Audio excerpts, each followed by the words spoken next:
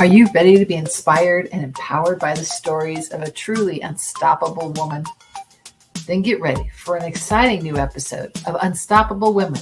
I'm your host, Noelle Peterson, the Journey Navigator. Today, I'm going to chat with another remarkable and inspiring woman. In each episode, we feature a different guest who has overcome adversity and achieved amazing things in her career and in her personal life. Through authentic conversation, you'll learn about her struggles, journeys, and breakthrough moments that have helped her become the unstoppable woman she is today. Each guest brings a unique perspective and powerful wisdom.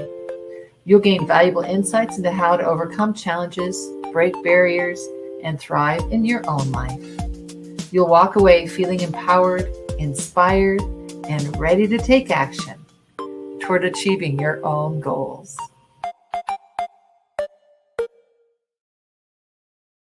Good morning. Welcome back, ladies. Today we've got Dawn Evans with us. She is a serial entrepreneur, public speaker, business coach, and qualified professional trainer.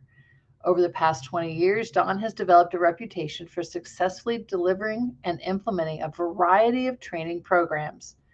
Her CEO has a vast amount of business experience and specializes in motivating, inspiring, and developing both people and businesses. Dawn holds a degree in education, an ILM Level 7 in sustainable leadership, and a degree in coaching and mentoring for entrepreneurial practice. Dawn has used these qualifications and put them into practice, developing Ajuda Training Services into the success it is today. Welcome, Dawn. Thank you, Noelle. Wow, what an introduction. Thanks for joining us today, all the way from the UK. That's you've right. had a wonderful afternoon, and we're getting started over here in Denver. So tell us a little bit about Dawn and who you are as a person. So who I am as a person, I am wife to Darren. We've been married for 25 years. I have two grown-up children. My daughter lives in Australia and my son is in university. And I have a few companies, which is my passion. And I love people, I love animals, I love travel, and I just love helping others as well. How did you get into the entrepreneurial world? You said you have several companies. Yes, I do now, but it all started, Noelle, back many, many years ago when my daughter was very small. And I used to call myself an accidental entrepreneur. And I was a young mother and I was working, managing a leisure centre. And my daughter had a choking incident. And a sweet got lodged in her throat. She went purple, she went limp, she couldn't breathe out, she couldn't breathe in.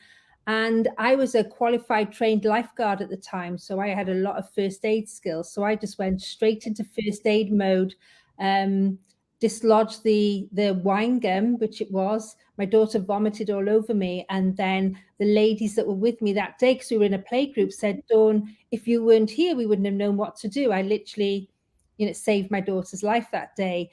And as a trained lifeguard, I knew when she started going limp and purple and couldn't get any oxygen in, I had about 3 minutes before my daughter was dead. So with that, it just inspired me to train other mums. And that's where my entrepreneurial journey started, training first aid to mothers, to creche, to universities, schools, colleges. And I think a lot of companies, and you probably know this as a fellow entrepreneur, companies and businesses, they like a one-stop shop.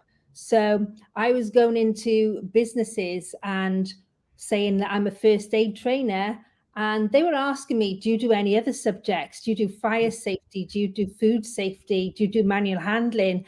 And as Richard Branson says, say yes and then work out how to do it later. So I just said yes to everything and then went on LinkedIn and found a bunch of trainers and added to my training portfolio. And that's how I grew the company. So to date, we train over 100 different subjects in accredited qualifications. And that's where it all started, with a wine gum. And you say accidental, but I feel like that's how we start. We see a need and we figure it out. That's right. They always say, if you can serve a person or serve a need or solve a problem, then you have a business. And I'm helping people, I'm educating people to save a life. So what better business is there to have than giving people a life skill and obviously earning a living from it at the same time. Yeah, I totally hear you. And I mean, we feel like we all need to know that, but it's not all our gift. It's not, I've gone through CPR training, but it doesn't stick with me. And I've been so grateful over the years to have other people around, because I know that I wouldn't know what to do.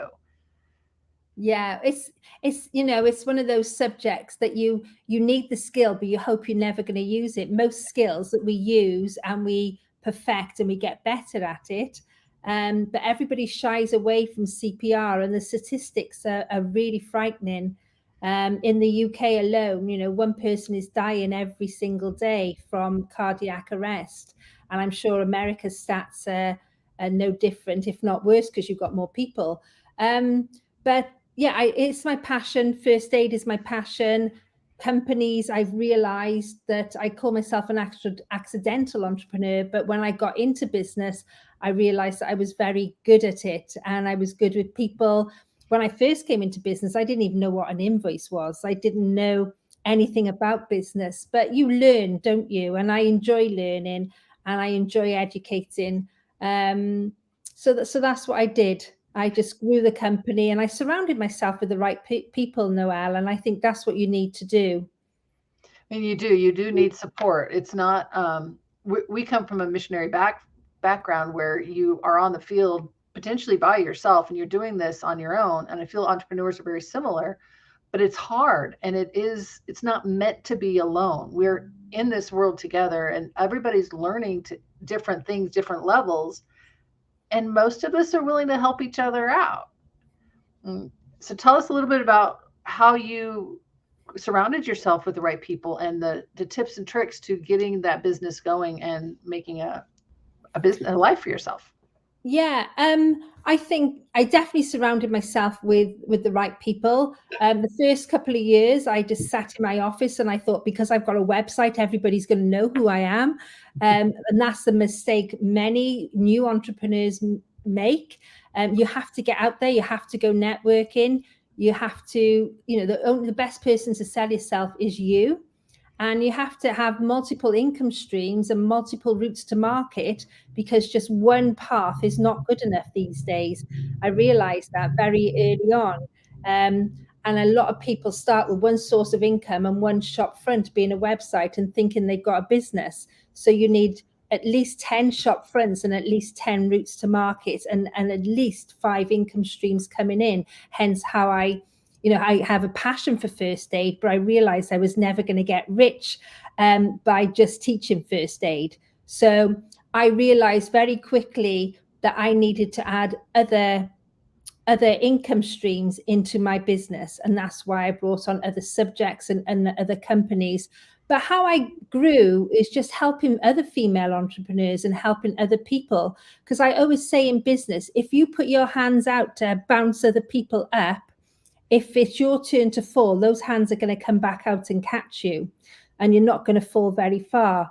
And I think by helping others have helped me back. And I love watching others succeed. And you just got to surround yourself in business with other successful people. And what I say to people, I held a lunch yesterday, and one of the ladies said, I feel like an imposter in this room because you're all successful businesswomen. I said, if you feel like an imposter in this room, then you're in the right room, because you need to surround yourself with people who are where you want to be. And that's what I did. I put myself out of my comfort zone very early on in business, and I surrounded myself with people who have achieved what I wanted to achieve, who were where I was going, who were in my vision and on the path to my success.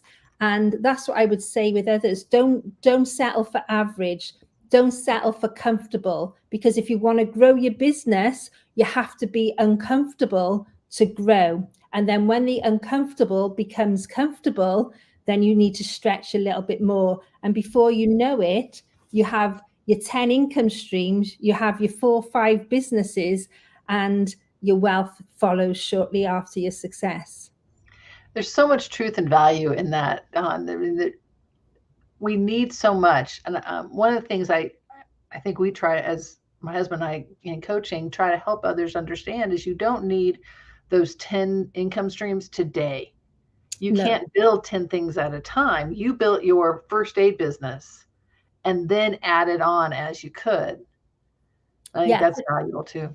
100%. And I always say to people, just because you start with a certain product or service, that's not where you need to finish.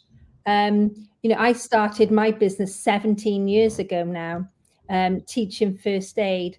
Yes, my company have trained over 100,000 people, but do I train first aid anymore? No, I don't.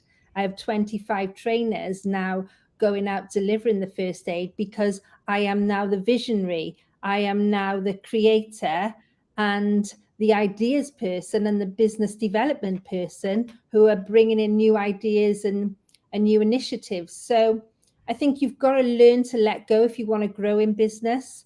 If I was still in a classroom teaching first aid, I wouldn't have grown to the scale that I'm growing. And I think a lot of young entrepreneurs that I see, they like to control their baby, being their business, and they're too scared to let go. But if you don't cut those strings, you're not going to grow. And you have to learn to let go. And that's what I had to learn to do. I can remember taking on my very first employee about 14 years ago and going home and saying to my husband, Ruth is very slow at doing invoices. And he said, why are you still doing invoices? You've just employed a woman. I said, she's too slow. He said, but she has to be slow to be faster. And I didn't get it at the time. And he also said, she's also going to be slower than you and she's going to make more mistakes than you, but you have to let go and let her do it. And I remember taking his advice. Ruth is still with me today, 14 years on. And I haven't looked at an invoice now for about 6 years. She creates them all. But if you don't let go, you're not going to grow. And I've learned to let go and to grow and realize that if I want to grow and succeed, I've got to trust other people. You do. And you can't do it all forever. And you can't scale if you're doing it all. Exactly. And I think as women, we think we can do it all. We think we can spin all these plates. And I don't know if you've read the book, The E-Myth, but in there you have the technician, you have the manager, and you have the entrepreneur. And I think when everybody starts in business, they're all three, whether they admit it or not. They work in their business, they work on their business, they manage their business, they're the entrepreneur.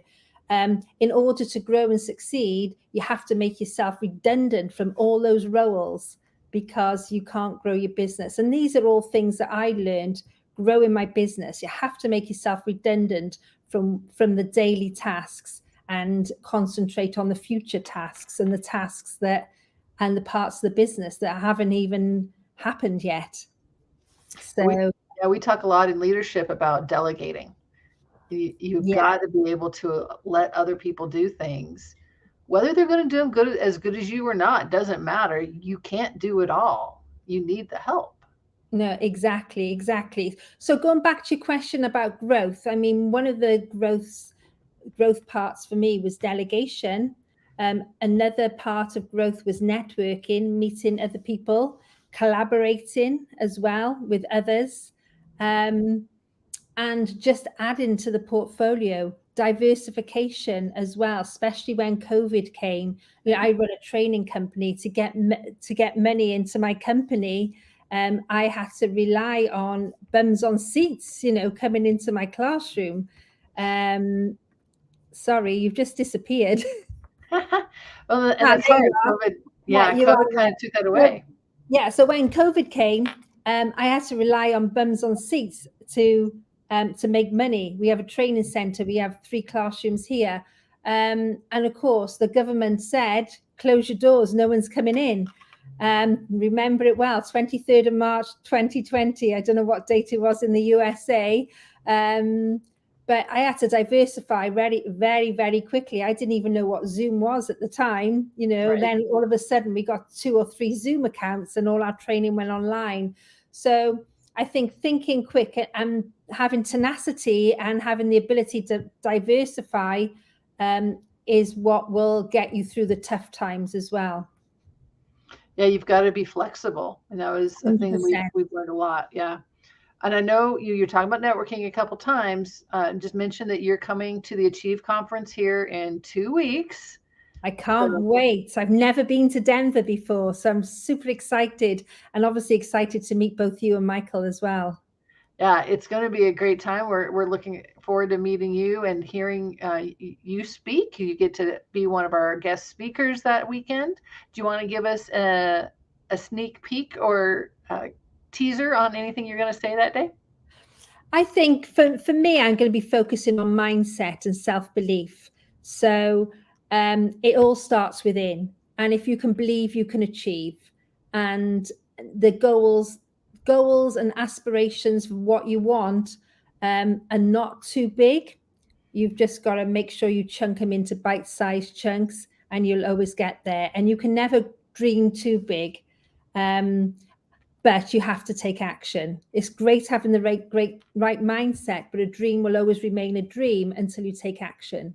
When you write it down, you take action, you turn it into a plan, and it happens. So I'll be talking about mindset, about self-belief, and that's all I'm going to tell you for now. Nice.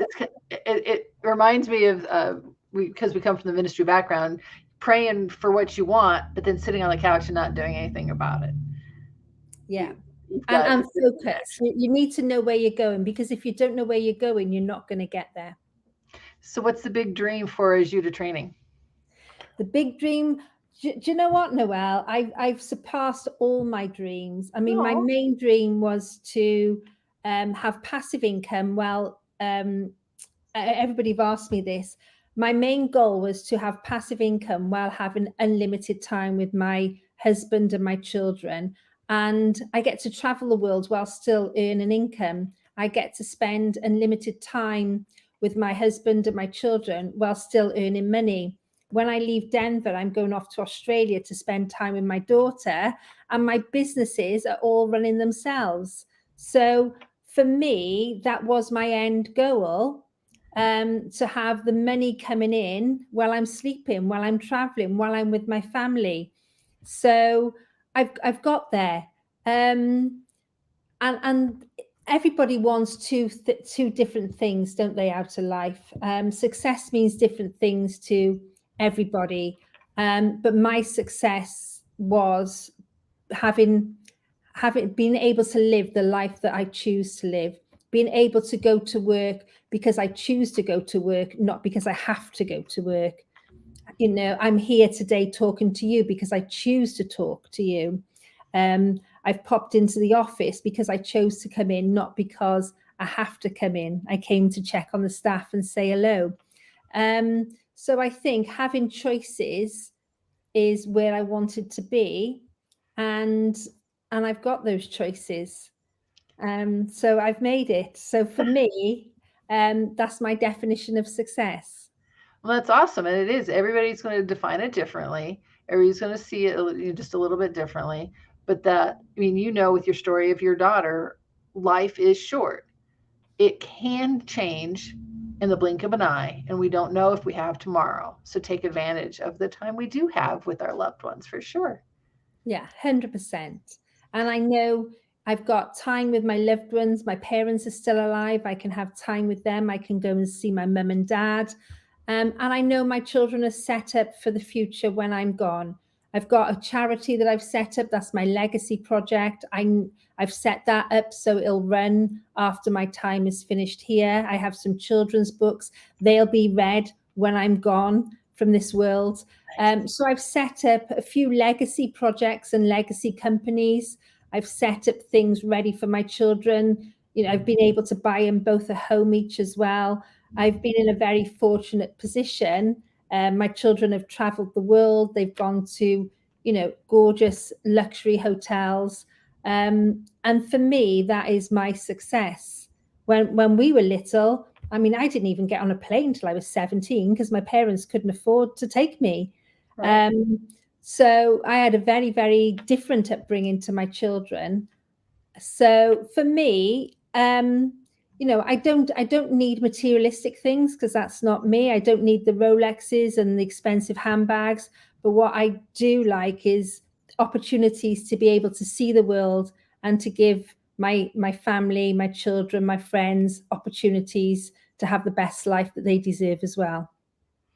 It's so wonderful. And it's so inspiring to hear you and know, 17 years ago, you started doing something, you filled a need, and how just dreaming big and dreaming and being around people and watching mentors, you can change the world. So. Well, I can change my little patch of the world. I'm giving it a good go.